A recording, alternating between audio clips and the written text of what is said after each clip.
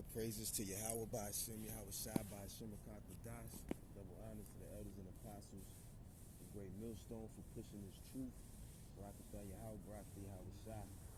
For the elders and apostles, a great millstone, and those that have labored with them and under them. For being able to teach me and others this word.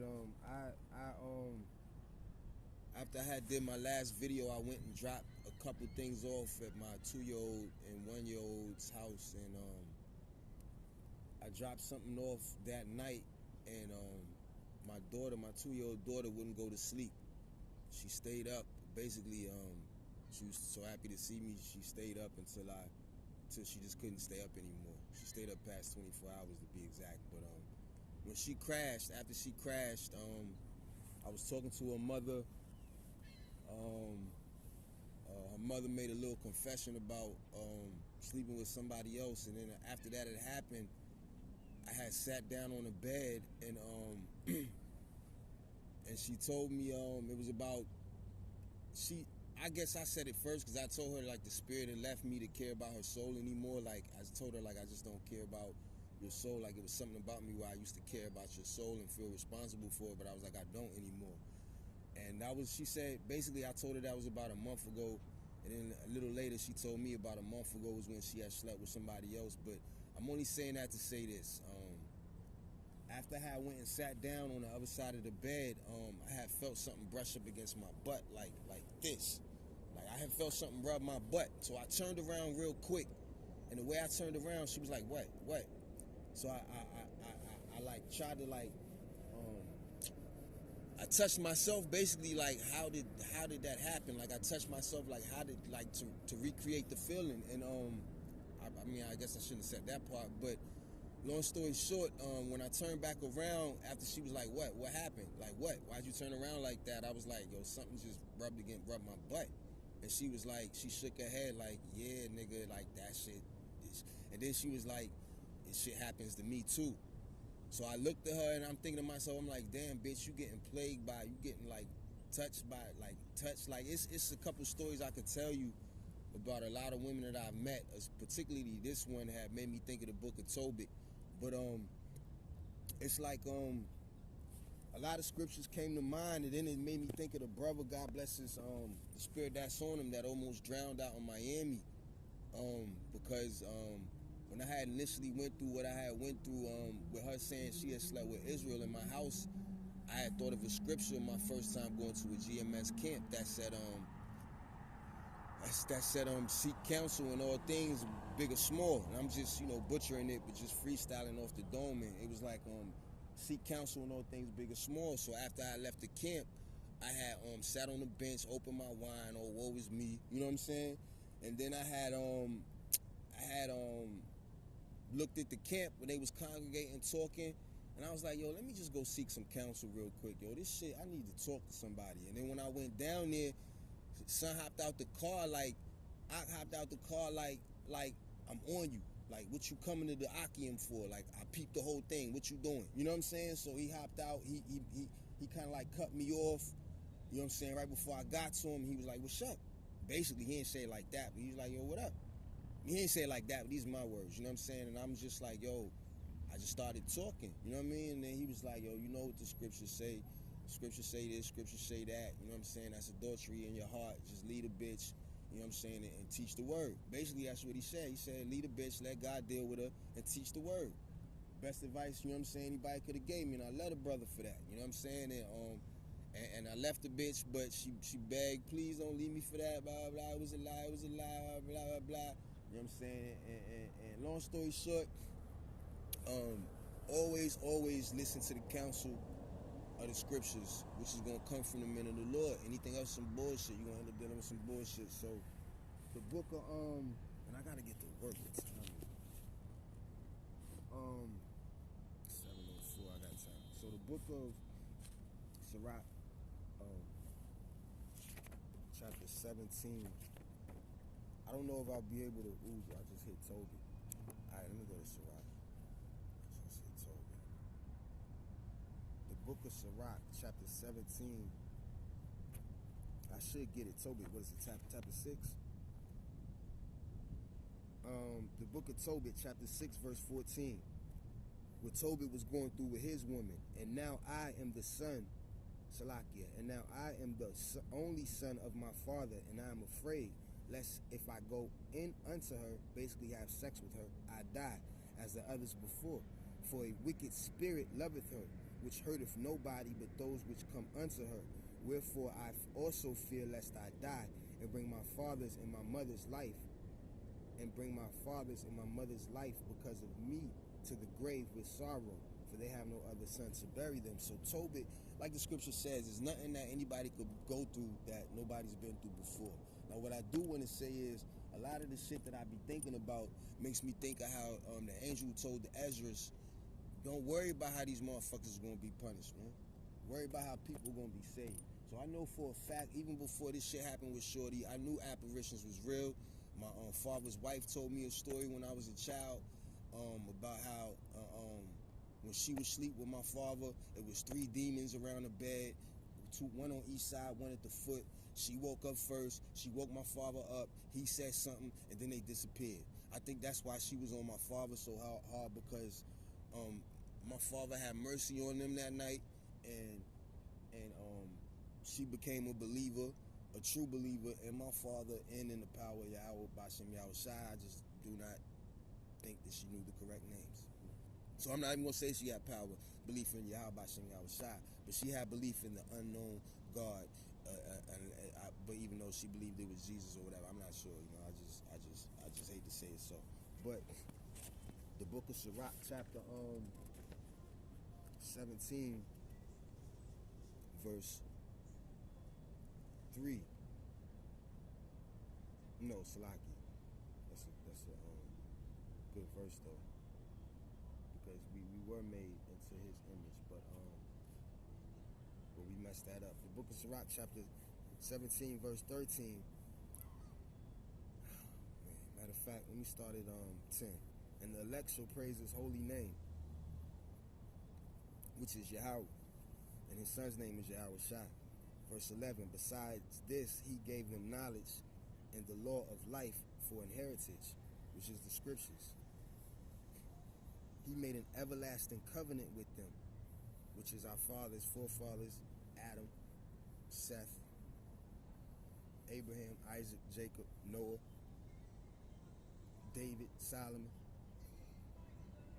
the 12 apostles, the prophets that followed Yahweh Shai around. I could speak on 80 for sure. It's a scripture that speaks of 80 of them. There was a covenant made with men on the earth. And verse 12, He made an everlasting covenant with them, an everlasting covenant, and showed them His judgments. Their eyes saw the majesty of their glory, and their ears heard His glorious voice. Okay, verse 13, their eyes saw the majesty of His glory, and their ears heard His glorious voice. Okay, so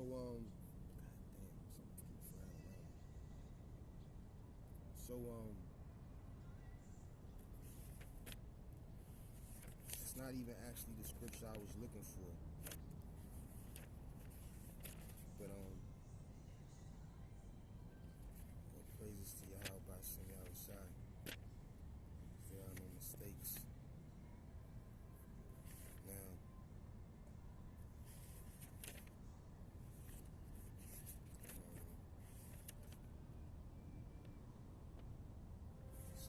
Salaki, I'm looking for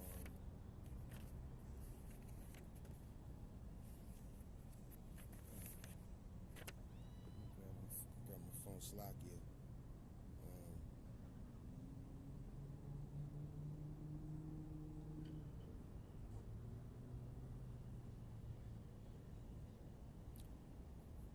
Okay, it's the wisdom of Solomon. Salaki.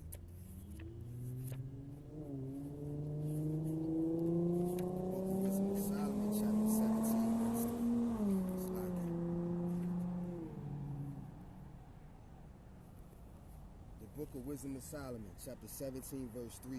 For while they supposed to lie hid in their secret sins, they were scattered under a dark veil of forgetfulness, being horribly astonished and troubled with strange apparitions. So it's happened before, it's happened again. You know, people think they're gonna be, the people think their sins are gonna hide them, or they can hide in their sins. But see, there's like my spiritual uncle Gabar says, what we can't see is greater than what we can see. We can't see the wind, but it has the power to knock us down. It has the power to move houses and so forth. So what we can't see is greater than what we can see. And a lot of people are about to pay for their sins. Yahweh Shem Yahweh Shai is going to judge them with apparitions. And I believe that these apparitions are going to save the elect. Just like it was done in ancient Egypt. The apparitions terrorized our oppressors, our ancient oppressors, while we stayed in the house obeying the word of the Lord with blood on the doorpost, okay? And those that didn't, they got dealt with. Simple as that. Now, it's going to happen again. He will bring plagues in Egypt as before. What time is it? 7:11. Okay. Slakia, y'all. Slakia. You know, so the strange apparition touched me just how she got touched. You know, and she never told me she was being touched by the apparition until that day. Now, I heard a couple stories I could tell, but it's not about that. It's not about that. It's not no fucking story time. You know, this ain't no fucking audition for GMS, and this ain't no fucking show and tell story time. Look at me shit. Alright? This is what it is. This is why I'm alive, to testify what the fuck I seen and heard, and that's it, man. Take me the fuck out for all I care, because I don't want to be here. You know what I'm saying? But since I'm here, let me see y'all motherfuckers destroyed, died, put to death, and hopefully get beamed up, man. I'm trying to get the fuck out of here, man. Now, the Wisdom of Solomon, chapter 7, verse 2, says, for when unrighteous men, just like these Edomites, who really the whole goddamn world, for when unrighteous men thought to oppress the holy nation, they being shut up in their houses, the prisoners of darkness, okay? Prisoners of darkness because they don't have the laws, statutes, and commandments, okay? Prisoners of darkness because Yahweh Shem Yahweh Shai brought a plague of darkness upon the land of Egypt, just like he could do over here. And fettered with the bonds of a long night. I don't know what fettered means. I gotta get to work. I don't want to take too long to read a couple scriptures because I'm not gonna be able to get past all these notes. And that I took. I've been taking trying to get lessons together. I'll say this is my first one I'm doing. And fettered with the bonds of a long night, lay there exiled from the external providence. For while they supposed to lie hid in their secret sins, they were scattered under a dark veil of forgetfulness, being horribly astonished, and troubled with strange apparitions. Okay? It's beautiful times, man. It's beautiful times, man. And Yahweh Shem Yahweh Shai. Whatever I did to deserve that, please, like, I'm not with it. Like, let it be one and done. Please. The book of Jude, chapter 1, verse 5. I will therefore put you in remembrance, though ye once knew this, how that the Lord, having saved the people out of the land of Egypt, afterward destroyed them that believe not. So, we were saved out of the land of Egypt, and we're in spiritual Sodom and Egypt now. Okay? We're in spiritual Sodom and Egypt now. You know, we were saved by miracles, apparitions did work. They happily did the will of Yahweh Shem Yahweh Shai. That's what they do. They do the will of Yahweh Shem Yahweh Shai. Now, I don't know what the hell that was about for me, but that's what they do. The book of Romans, chapter 10, verse 3. For they being ignorant of Yahweh by Hashem Yahweh Shai's righteousness and going about to establish their own righteousness, have not submitted themselves into the righteousness of Yahweh in the name of Yahweh Shai. And these are not the times to be living like that, okay? People want to establish their own righteousness instead of feeling guilty, or instead of knowing that they're doing wrong and trying to figure out how to make it right, how to do right, they establish their own righteousness. You know, I feel guilty. I feel like I either feel like I'm on a suicide path, like trying to commit suicide, or I really feel guilty when I break a law, when I do something wrong. Okay? I had to check the time. The book of 2nd Ezra.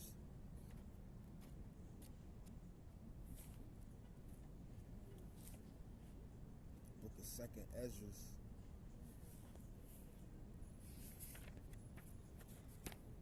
Chapter 15, verse 3. Fear not the imaginations against thee. Let not the incredulity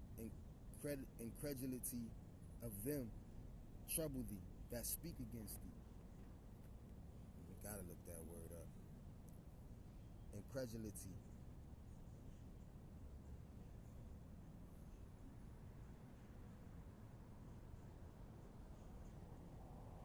The state of being unwilling or unable to believe something. So, don't let the people's unbelief trouble thee that speak against thee. For all the unfaithful shall die in their unfaithfulness.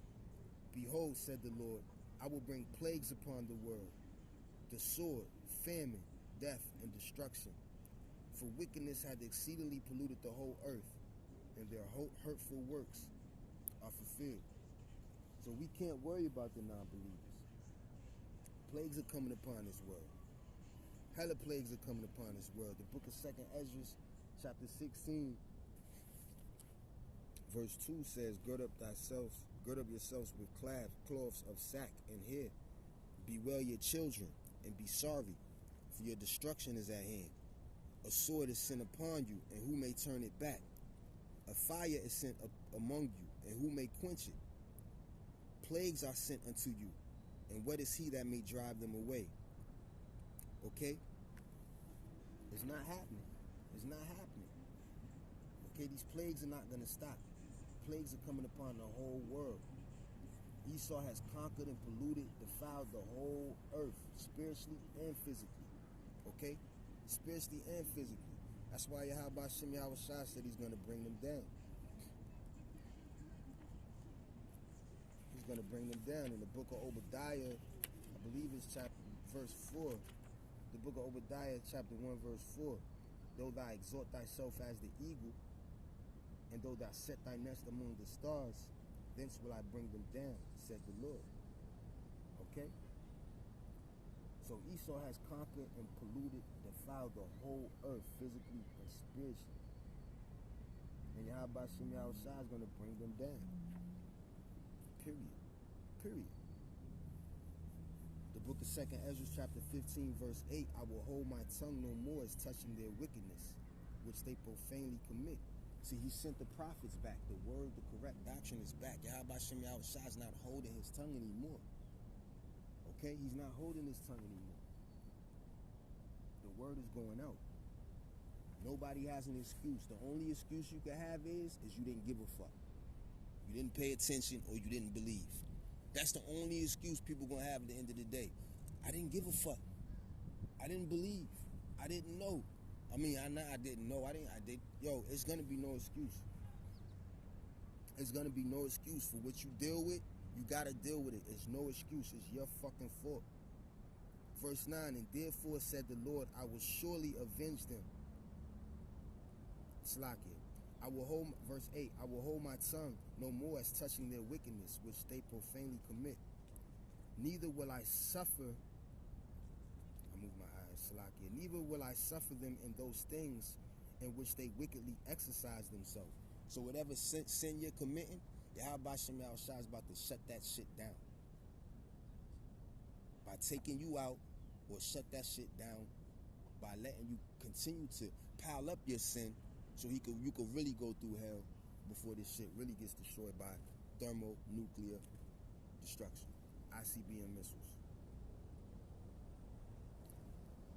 And the mark of Karagma is coming as well. You're not gonna be able to buy, sell, or trade without that micro grain size terrorize device. Behold, the innocent and righteous blood crieth unto me, and the souls of the just complain continually. Okay? Just like in the book of Genesis chapter 4 verse 10, Abel cried to Yahweh Bashem Yahweh. See, the spirits cry to the Lord. Abel cried because of what his brother Cain did to him. Verse 10, behold, my people is led as a flock to the slaughter through social media, through these music, through all forms of witchcraft and sorcery. These apps, these phones, these false pastors and prophets, these fake camps. They're real camps, but they're real bullshit as far as what's going on. And I seen that the See Nice thing. It's funny because they tried to finesse me the same way. I had no idea what was going on, but I fell back from that shit because the same way he from his little music biz streets thing, the street side music biz, I'm from the concrete jungle side like shit. So I pick up shit and I'm just like, yo, we got zeal, but not according to knowledge. You know what I'm saying? So some shit just wasn't right. Everything just felt, some shit just wasn't right. I just put it to you like that. I gotta get to work. I'm not finished. I guess I'll just make this a part one. Kolo Yahweh Bashem Yahshua Bashem Kakodash. Double honors to the elders and apostles of Great Millstone. And Kwam Yahshua Kwam Yahshua Brak Yahweh Brak Yahweh Shai. And it's I had to pause. I had to really pause and I had to pause and like basically had to minister to myself. I had to break some stuff down to myself, if that makes sense. I'm also going to get some counsel, Lord willing, from some brothers out Baltimore, Lord willing. Kolo Yahweh Bashem Yahweh Shai. Shalom.